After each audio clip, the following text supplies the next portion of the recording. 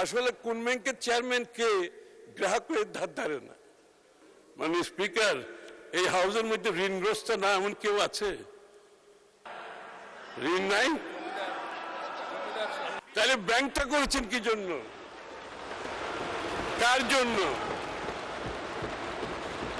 মাননীয় অর্থমন্ত্রী জনাব আমির খসরু মাহমুদ চৌধুরী।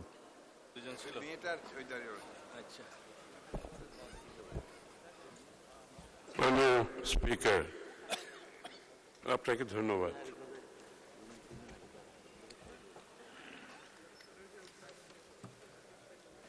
ইসলামিক আপনার মাননীয় মন্ত্রী, আপনার সময় 15 মিনিট, চলেন তারপরে দেখা যাক চেষ্টা করে দাঁড়ায় 15 মিনিটে শেষ করার চেষ্টা করেন আর কি। জি, থ্যাংক ইউ। ধন্যবাদ। মাননীয় স্পিকার,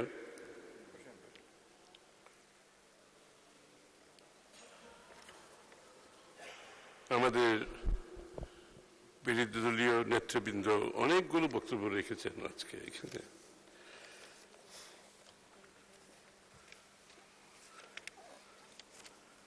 আমার প্রথমে আমি যেটা বলতে চাই সেটা হচ্ছে আমাদের বিরোধী দলীয় নেতা চ্যালেঞ্জ করেছেন যে ইসলামিক ব্যাংক থেকে যে টাকাগুলো বের হয়েছে সেগুলোর প্রতিবাদে উনি চ্যালেঞ্জ করেছেন যে এখানে জামাত ইসলামের কোনো রকমের এর সাথে জড়িত না। উনি চ্যালেঞ্জ করেছেন, গোল্ড মেডেল দিতে বলেছেন। মাননীয় স্পিকার, এই দাবিটা কিন্তু সালমান রহমানও করতে পারে।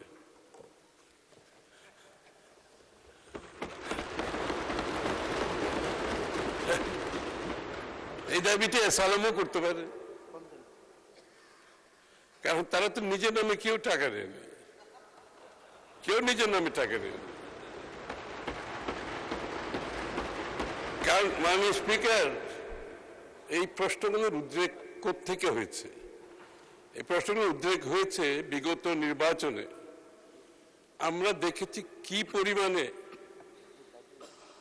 টাকা খরচ হয়েছে নির্বাচনী এলাকাগুলোতে। অবিশ্বাস্য রকমের টাকা খরচ হয়েছে। প্রত্যেকটি নির্বাচনী এলাকায় আমরা বিপুল অঙ্কের টাকার সম্মুখীন হয়েছি। এমন এমন ক্যান্ডিডেট যাদের কোনো ব্যবসা নেই, বাণিজ্য নাই, বুঝলাম নির্বাচনী আইন ভায়োলেট করেও ব্যবসা বাণিজ্য থাকলে নিজের পয়সা খরচ করতেছে। এমন এমন ক্যান্ডিডেট ছিল যাদের তেমন কোনো আয়ের উৎস সম্বন্ধে জানা নাই, কিন্তু তারাও কোটি কোটি, 50 কোটি, 100 কোটি টাকা খরচ করেছে। মাননীয় স্পিকার, এই প্রশ্নগুলো আসছে কিন্তু ওই জায়গা থেকে, এবং এটা কিন্তু পাবলিক নলেজ যে সবার কাছে এত টাকা কিভাবে খরচ করতে পারে। তো এটা একটা বিষয় আছে, এটা আমাদের বোঝা দরকার। এটা অনেক কারণে, শুধু ব্যাংকের থেকে টাকা নিয়ে যাওয়ার কারণ না, আরেকটা কারণ হচ্ছে আমাদের নির্বাচনী ব্যবস্থা, গণতান্ত্রিক ব্যবস্থাকে এটা বাধাগ্রস্ত করবে। এই ধরনের অর্থ আপনি আনআর্নড ইনকাম, যারা ইনকাম আর্ন করে না, এই টাকা যখন পলিটিক্সে আসে সেটা রাজনীতির জন্য খুবই ক্ষতিকর। মাননীয় স্পিকার, দ্বিতীয় কথা হচ্ছে এখানে পিটিশন যেটা দিয়েছে, এখানে বলা হচ্ছে চেয়ারম্যানের কথা বলা হয়েছে পার্টিকুলারলি। তো চেয়ারম্যান সম্বন্ধে আমরা বিরোধী দলের মন্তব্য শুনেছি, চেয়ারম্যানের চরিত্র সম্বন্ধে ওনারা বলেছেন, এটা ওনাদের মন্তব্য। কিন্তু বাংলাদেশ ব্যাংক কিন্তু এটা পরিষ্কারভাবে বলেছে, ওনারা তদন্ত সব কিছু করে এখানে ওনাদের মধ্যে এখানে তদন্তে কিছুই পাওয়া যায় না।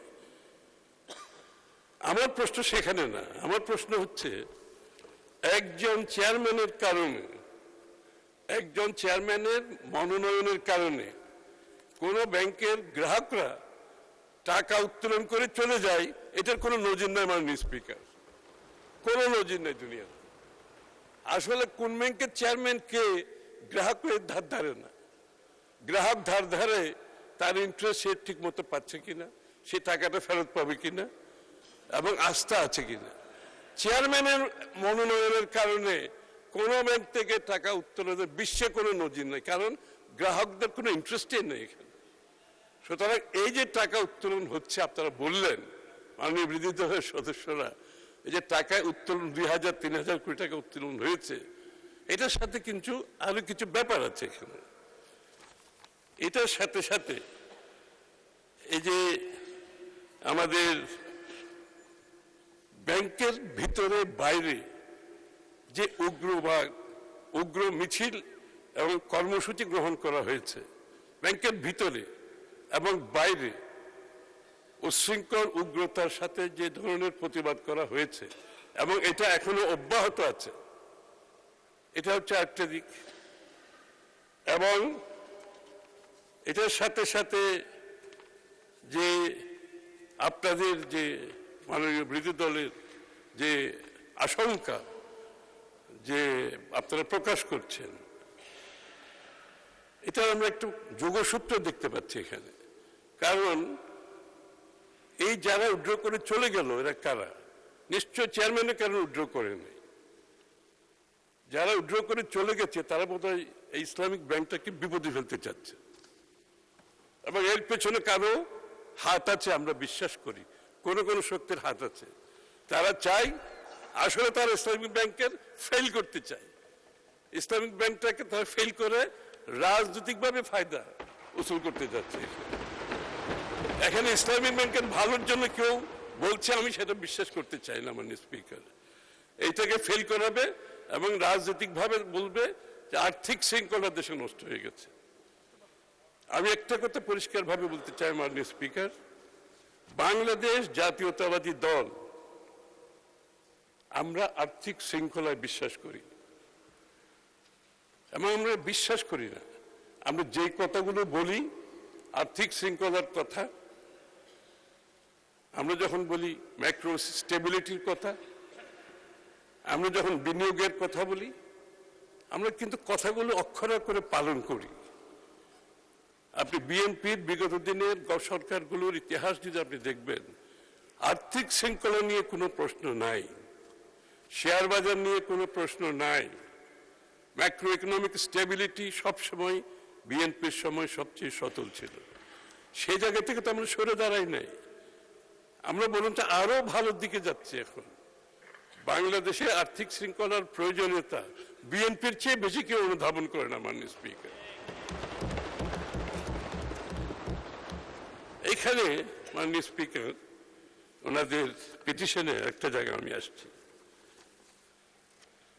যে ওনারা বলছেন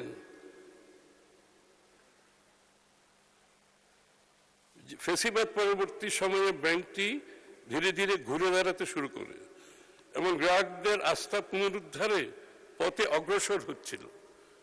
1 বছরের ব্যবধানে ব্যাংকের মুনাফা 108 কোটি টাকা থেকে বেড়ে 137 কোটিতে উন্নীত হয়।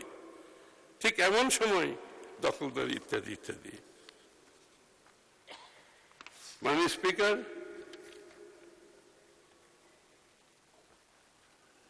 আপনারা শেয়ার বৈধ মালিকের কাছে ফেরত দেওয়ার কথা বলছেন, ভালো কথা।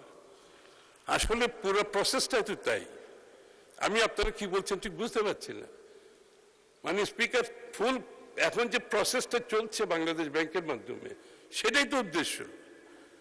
সরকার তার বৈধ মালিকের কাছে ব্যাংক ফিরিয়ে দেওয়ার যে প্রক্রিয়া, সেই প্রক্রিয়াটা বাংলাদেশ ব্যাংক বর্তমানে করছে, এবং বাংলাদেশ ব্যাংক যেখানে শঙ্কা প্রকাশ করছে, বাধাগ্রস্ত হচ্ছে যে যাদের মাধ্যমে পরিচালিত হলে গ্রাহকদের অসুবিধা হবে, শেয়ার হোল্ডারের অসুবিধা হবে, সেই জায়গায় পরিবর্তনটা আনছে, এবং সেই পরিবর্তন আনার অধিকার বাংলাদেশ ব্যাংকের ব্যাংক আইনের পরিপ্রেক্ষিতে আছে। সেই কাজটি তারা করছে। এখানে আপনাদের আপত্তির আমি তো কিছু দেখতে পাচ্ছি না।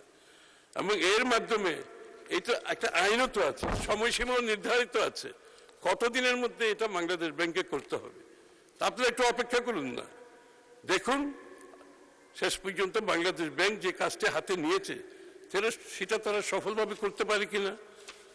আমরা তো দেখেছি, আমার কাছে মনে হচ্ছে পুরো বিষয়টা একটি রাজনৈতিকভাবে একটা অস্থিতিশীল অবস্থা সৃষ্টি করার এই সমস্ত মুভমেন্টের পিছনে কাজ করছে।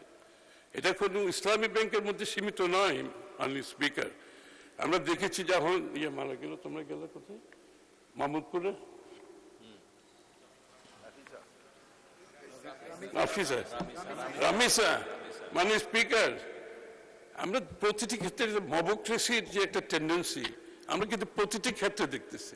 রামিসা যখন মারা গেল মাননীয় প্রধানমন্ত্রীর সাথে সাথে গেলেন, পররাষ্ট্রমন্ত্রী গেলেন, আমাদের ল মিনিস্টার গেলেন, ওখানে আমরা কি দেখেছি মাননীয় স্পিকার? টোটাল মবক্রেসি, উচ্ছৃঙ্খলতা, এবং যেখানেই কোনো কিছু ঘটছে সেখানেই মবক্রেসি, সেখানেই উচ্ছৃঙ্খলতা। একটা রাজনৈতিক অস্থিতিশীল করার একটা প্রক্রিয়া চলছে মাননীয় স্পিকার।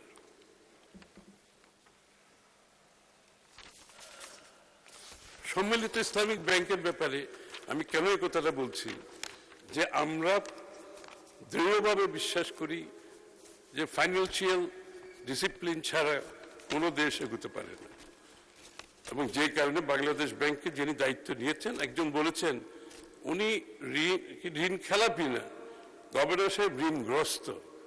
মানে স্পিকার, এই হাউসের মধ্যে ঋণগ্রস্ত না এমন কেউ আছে?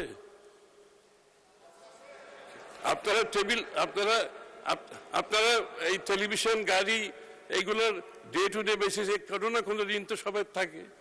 হ্যাঁ, ঋণ নাই? হ্যাঁ, ও তো তাইলে ব্যাংক করেছেন কি জন্য? তাইলে ব্যাংকটা করেছেন কি জন্য? কার জন্য? আসলে তো ব্যাংক, আমি তো বলছি